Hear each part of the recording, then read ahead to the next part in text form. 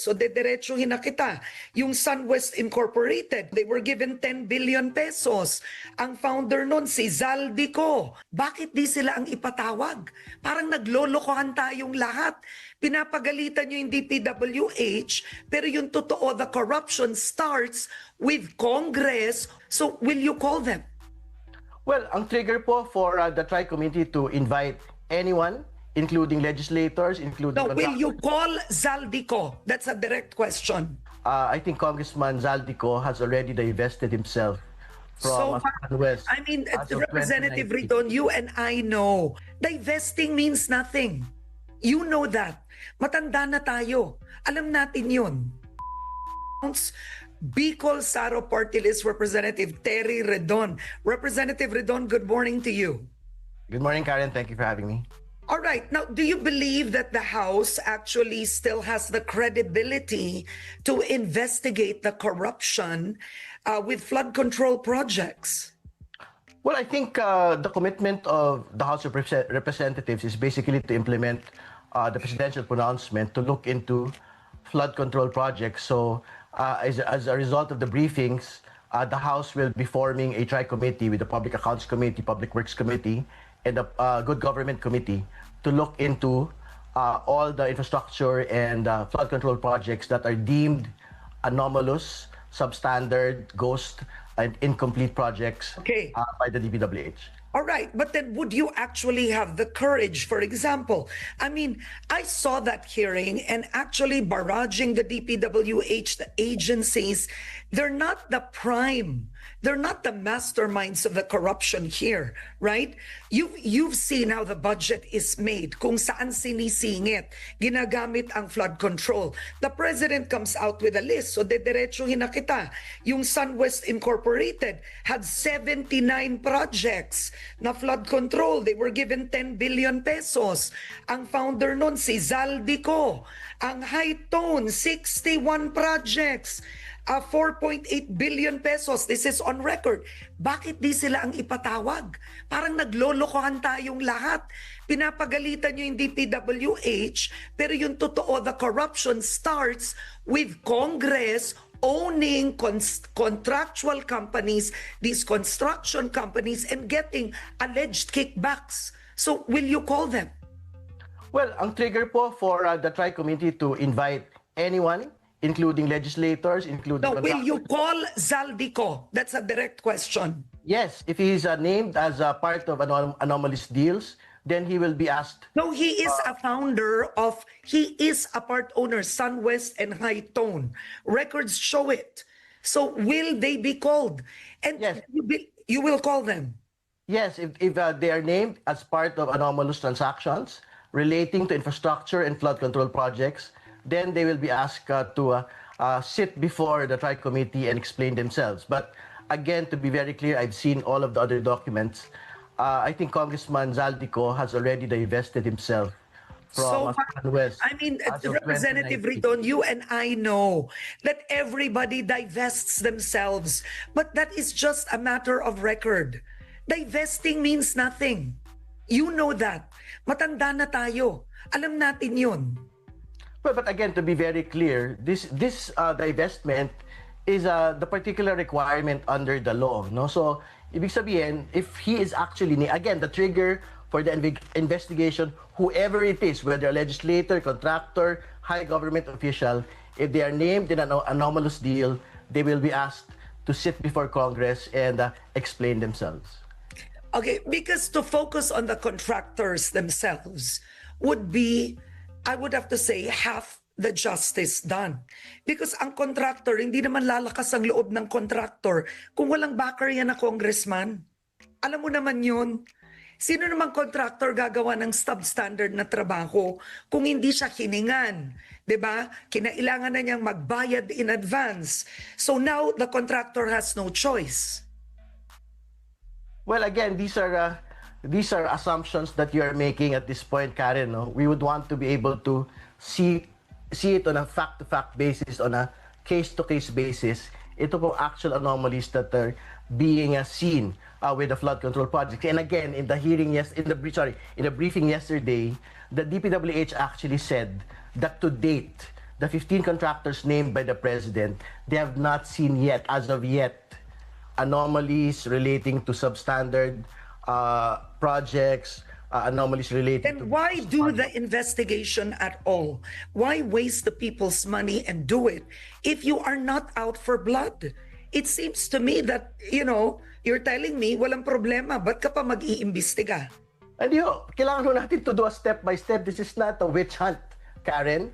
I think we have to be able to explain to the people how the process actually works for us to be able to see where the policy gaps are and to make sure that the gaps are actually plugged. No? Kaya nga ho, no less than Majority Leader Sandro Marcos had already stated na gusto niya ho yung bill ni Senate President Cheese na to further expand yung pong mga disclosures and prohibitions po ng mga magkakamag-anak ng mga politiko na sumasali po sa mga kontrata ng gobyerno. Okay, but Representative, I want to ask you, do you believe it is a conflict of interest for a congressman to own a construction company and actually participate in government projects? Well, I to state the constitutional prohibition. Members of Congress, senators or congressmen cannot be involved in any government contract. So, whatever it is, whether construction or supply of goods, hindi ho sila pwedeng kasama po rito. At kung kasama man sila rito, dapat pagbayarin ho sila, panagutin po sila. Not just the constitutional prohibition, anti-graft laws, anti-graft and corruption law po natin, bawal po within the third degree of consanguinity na nakikisawsaw yung po mga kamag-anak ng mga politiko. And do you believe, Representative RlDON, that legislators are violating this? As of today, wala pa ho tayong nakikita ng dokumento eh.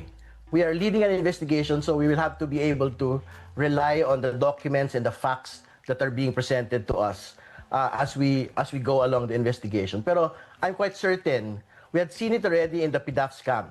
Pagka merong whistleblower ho na nagpunta sa Kongreso, nagpunta sa executive, blows the whistle, I think sa dulo naman po magkakaalaman po talaga tayo kung sino po yung mga sangkot dito.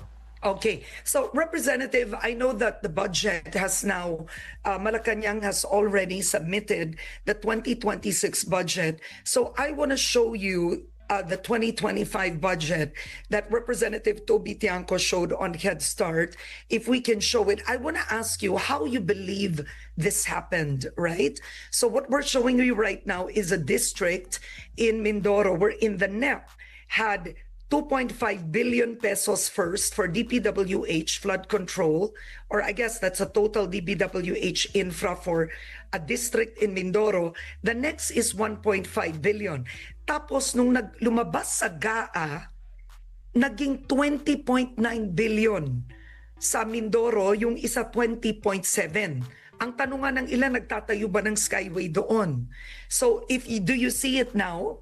So there was an additional 18.4 billion given to that district, 19.2 billion given to that district.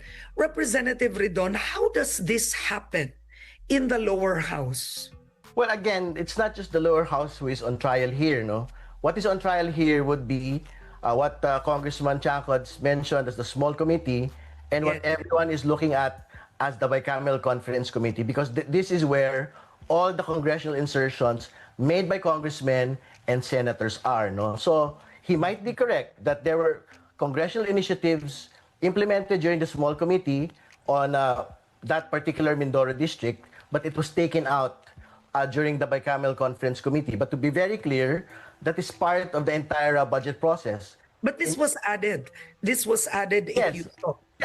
Yes, I think it was added after the NEP was done and before the BICAM had been determined, no? So basically it was made under the small committee, hindi po ba? So but again, that small committee determination will ultimately be vetoed by the bicameral conference committee, which is why we had seen an actual cut at the very end. The president did not release. So what happened? The president just did not release. He was quite cautious. He didn't release, I was told roughly, well, what I heard is 87 billion plus plus. But at the end of the day, when you looked at the GAA, the 2025 general appropriations, you did have districts, those two districts, having more than 20 billion pesos. Is it justifiable for any district to have 20 billion pesos?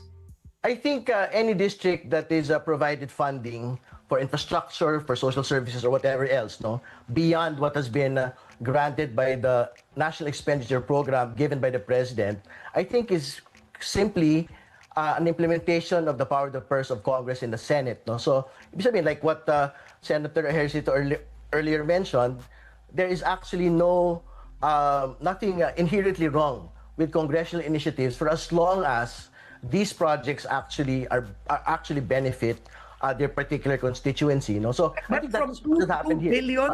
From 2 billion to 20 billion, are you saying that's justifiable in any way for a small for a district? Seriously? I think I'm not in a position to make a determination on which district is more important or which constituency is more important. But ultimately, if this is the determination of the small committee but was vetoed... Now, do you believe the small committee should exist? Well, the small committee has existed even prior to last Congress. So should it still exist? I think it has been abolished already. It will be subjected to a new subcommittee that will be convened by Congress, and I think the Senate will have their own version of a subcommittee as well to make it more transparent and make it more accountable to the public. So I think this is already history. The subcommittee is what we are looking at today. Okay. Kasi I think ang tanong ko, Representative RlDON, will you be one of those who will help make the budget more transparent? And because the 2025 budget was described as scandalous and one of the most corrupt, right? So I want to ask, where do you belong? Will you be the one to help check and make sure that your colleagues do not try it again? Well, or will you stay silent and allow it?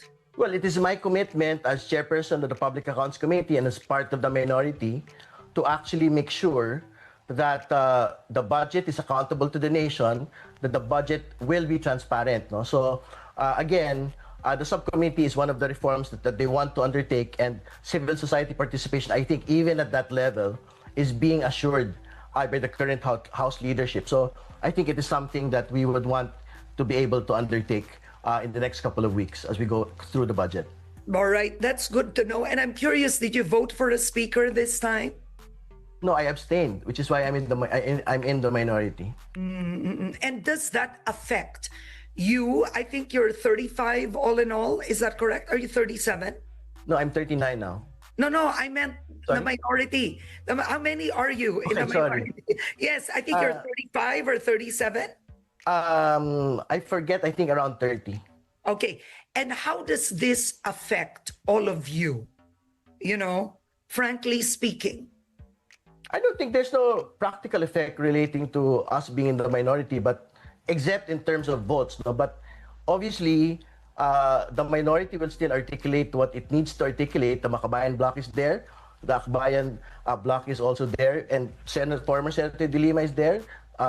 Attorney Jokno is there. So I'm quite certain that in terms of assuring transparency in the budget process, it is something that they will actually undertake. Okay. My last question is Congressman Sandro Marcos, Majority Leader, said that he feels a third party should investigate the flood control projects and not Congress, since some of your members are accused, right? I mean, the belief is they're involved in the whole corruption with the flood control. Now, what are your thoughts with Congressman Sandro Marcos's statement that hindi dapat kayo ang mag-imbestiga sa sarili ninyo?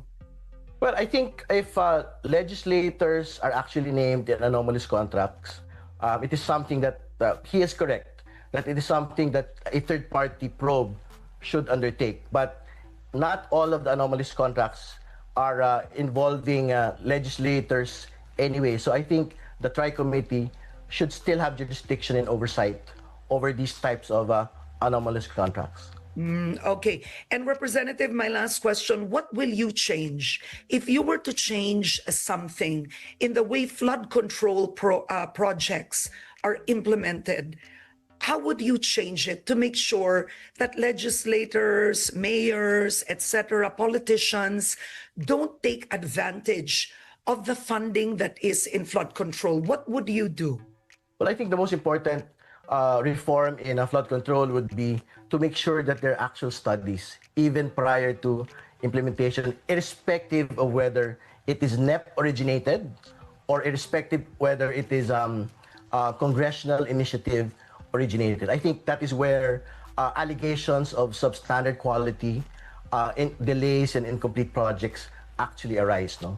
Because particularly because DPWH already stated it, if you have congressional initiative originated flood control projects, they have such a small period of time to actually undertake the feasibility studies for these projects. Okay. And are you hopeful with this president? I mean, being in the minority, do you believe that President Marcos Jr. means business?